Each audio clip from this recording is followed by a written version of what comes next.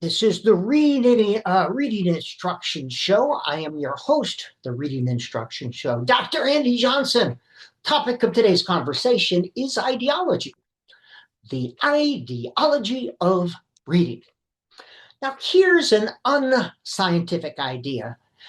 This idea is this: children aren't learning to read because they're not taught enough phonics in the right way. That's the unscientific idea.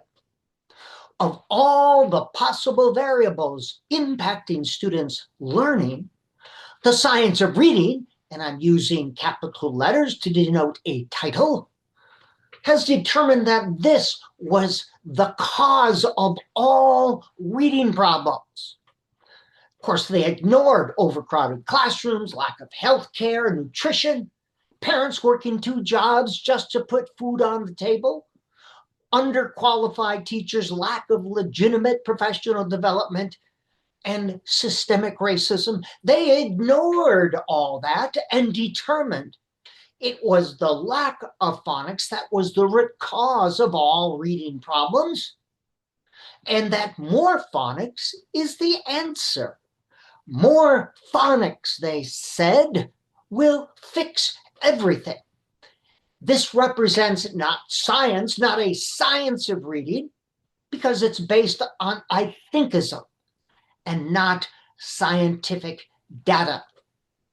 Now, despite having the word science in their title, the proposals put forth by the science of reading are not at all grounded in science, but in pseudoscience, I thinkisms, and anecdotal evidence. In fact, they are promoting an ideology. Now, real science puts forth conclusions and recommendations based on a wide body of research. Real science uses systematic methods to collect and analyze data. Real science makes conclusions only on the data collected, and real science uses the process of blind peer review for an objective system of checks and balances. That's real science. If the science of reading was a real science of reading, that's what they would use to determine policies and programs and proposals. An ideology is a system of ideas and beliefs. An ideology puts forth a dogma based on a very narrow range of data, and they insist that it must be adhered to. Their system of ideas and beliefs must be adhered to. What the science of reading promotes is based far more on a reading belief system than on reading science. Hence, the science of reading would be more accurately named the ideology of reading. And around the country, state legislators, like here in Minnesota, who have most likely never read a research article related to reading instruction, they are being pressured to pass laws based on narrowly defined ideological positions, and they call it the science of reading. And since the word science is in the title, these state legislators, like here in Minnesota, think it must be science. They listened to Emily Hanford, a radio journalist with no experience as a teacher, no expertise in the field of literacy.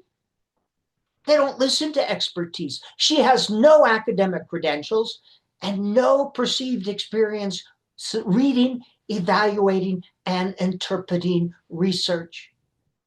People like Emily Hanford cherry-pick data based on their preconceived beliefs, and they select people that support their very narrow point of view to create this warped version of reading reality. Now, Emily Hanford puts on an impressive radio documentary. No argument there. But has she ever read a research article? And would she ever put me on her radio program? And has her thinking evolved or changed based on new research evidence? Or does she rely on personal stories and anecdotes and her own belief system. Now, there are international organizations devoted to literacy research and instruction, like the International Literacy Association and the National Council of Teachers of English. They've been around for decades. They've got thousands of members who are actually literacy experts, research scholars, teachers, educators who have devoted their working lives to literacy instruction and research. Unlike Emily Hanford, they offered a thorough, yet complex view of literacy, a view that is constantly evolving as new changes and new scientific data emerges.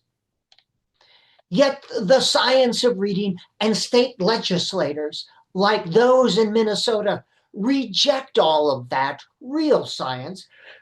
They reject that for simplistic answers to complex problems. More phonics, good. Balanced literacy, bad. And that is not science, my friends. That is an ideology.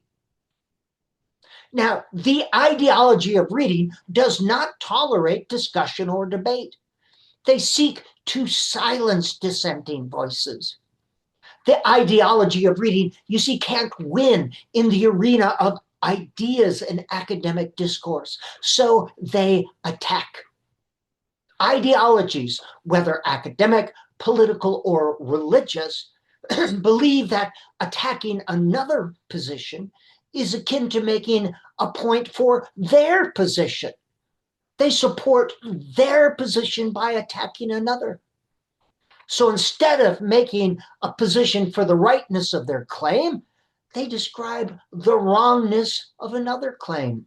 They are so wrong, they say. They are so very, very wrong. And that's what makes me right. So the thinking goes. This narrowness of thinking does not move the conversation forward. And of course, that's their point. Pejorative. Now, I fully admit I am not holier than thou. I am a bit provocative with my language in my podcast and videos. I know I can get a little snarky. I use names like clowns and phonics penguins. Yes. And there's two reasons for this. The first one is I tire of the constant attack by those with differing views. I lose patience with the continued squawking. At some point, I simply must respond to the constant pejoration of illiterate clowns who have never read a research article related to reading, who don't know the first thing about literacy instruction, yet are compelled to come to conclusions about things.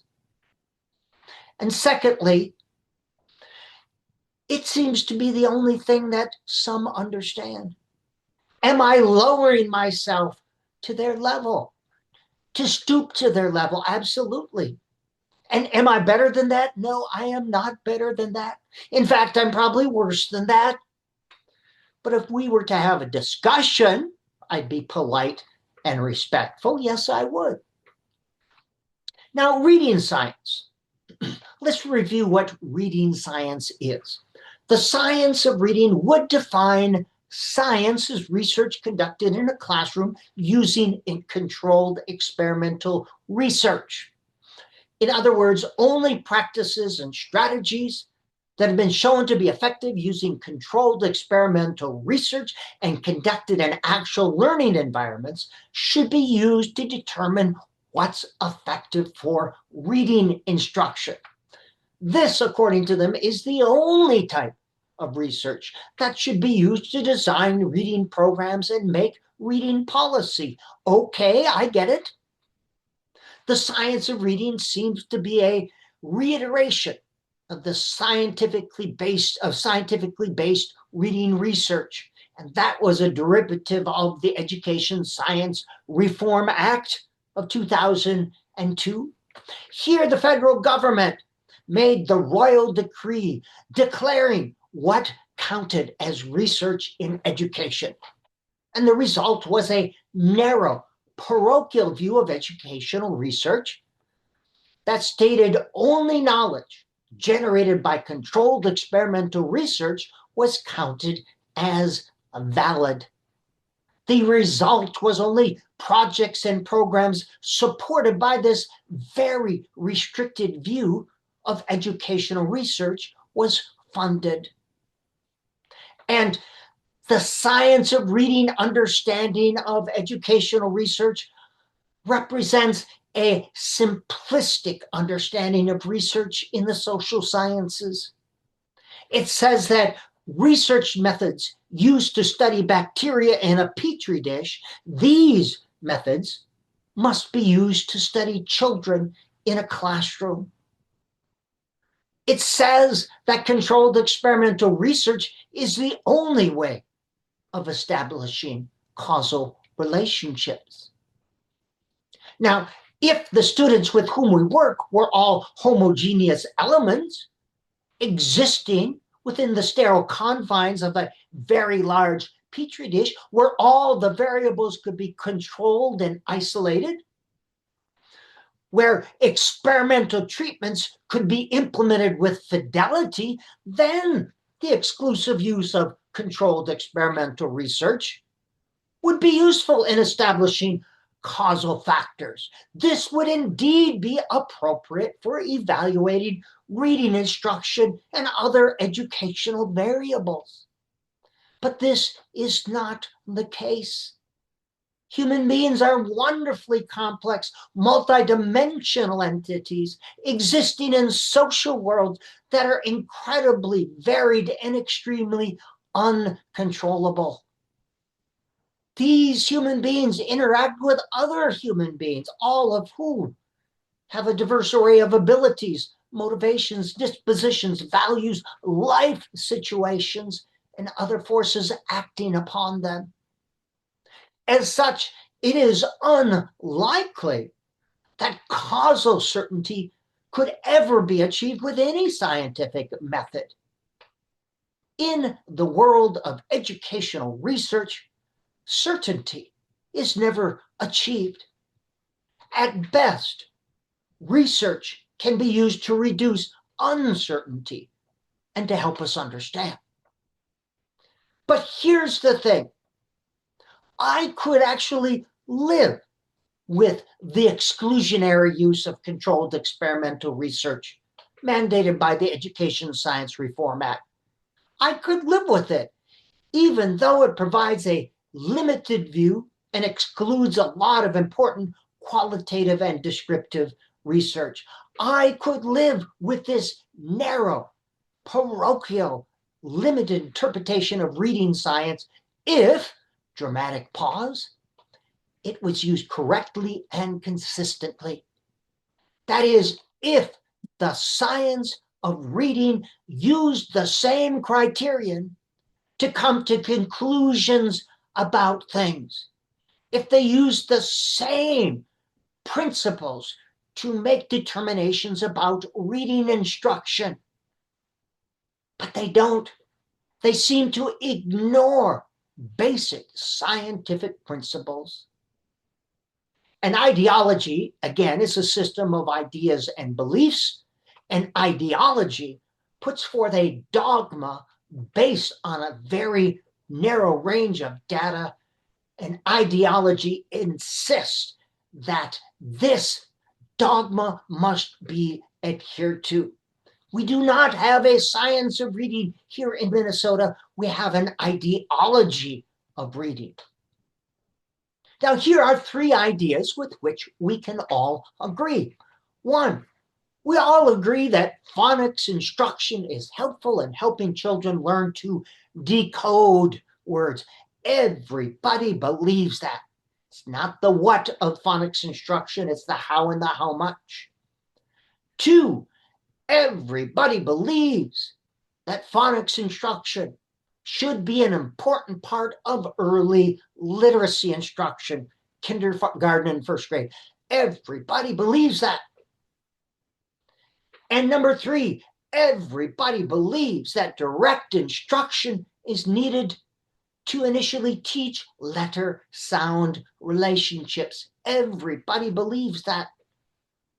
However, phonics instruction has been shown to be more effective when embedded within a comprehensive literacy program. This is what the National Reading Panel report called a balanced reading program. Yes, the National Reading Panel report recommended a balanced reading program.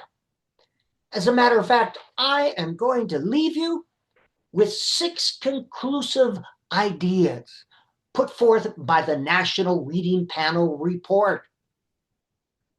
Many consider this to be the Bible of gold standard research related to reading instruction. Here are 6 ideas that they come up with. Number 1, there are several ways to teach phonics. They came up with 6: synthetic phonics, analytic phonics, embedded phonics, analogy phonics, sometimes known as large unit phonics, onset rhyme phonics, and phonics through spelling. And the National Reading Panel, not me, said all approaches are equally effective. The National Reading Panel also said that systematic phonics instruction should be integrated with other reading instruction to create, quote, a balanced reading program, unquote. Page 2-97, look it up. National Reading Panel number 3 said there were insufficient data to draw any conclusions about the effectiveness of phonics instruction with normally developing readers above first grade. Number 4, and this is an important one, the National Reading Panel said that phonics instruction fails to exert a statistically significant impact on poor readers in 2nd through 6th grade. But what do we do? What's the science of reading asking that we do? More phonics. Number 5, phonics instruction, according to the National Reading Panel, contributed only weakly, if at all, in helping poor readers apply these skills in actual reading contexts. And number 6, the National Reading Panel said there were, oops, I already said that, there was only 5. Only 5. So, here endeth the lesson.